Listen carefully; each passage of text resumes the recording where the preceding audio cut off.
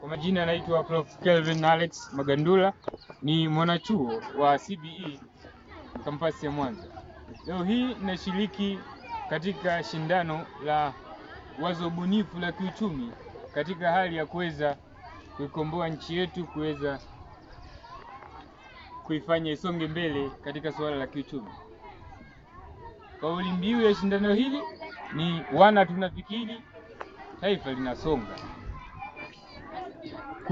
Kutokana na changamoto za kijiopolitiki ambazo zinaendelea kutokea, geopolitics, hususan vita kati ya Iran na Marekani iliyotokea hivi karibuni, imeweza kusababisha thamani ya sarafu ya Tanzania kuweza kushuka ukilinganisha na dola za Kimarekani, kutoka mauzo ya 2400 mpaka kufikia 2600 shilingi za Kitanzania kwa dola moja.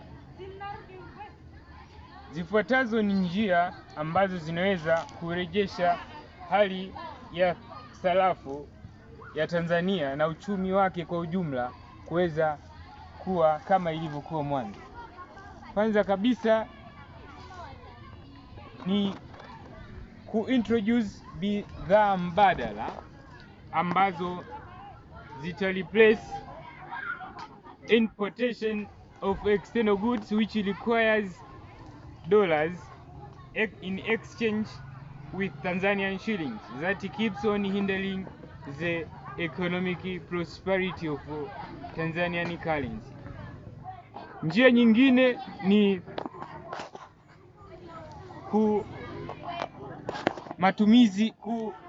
emphasize matumizi ya akili mnemba, akili unde katika uzalishaji, hususani katika sekta nyeti za uchumi kama kilimo, uvuvi pamoja na usafirishaji.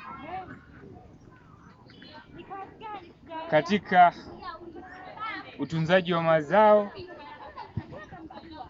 na ufugaji wa samaki. Njia nyingine ni kuzalisha mafuta kwa kutumia gesi asilia kupitia njia ya liquefaction of natural gas. Kupitia njia hii itaifanya Tanzania iweze kuuza mafuta yake na kuacha kutegemea importation ya mafuta kutoka nchi nyingine ambayo inahitaji sarafu ya Tanzania kubadilishana na dola, kitu ambacho kinaendelea kudidimiza hali ya sarafu ya Tanzania. Asante sana kwa kusikiliza.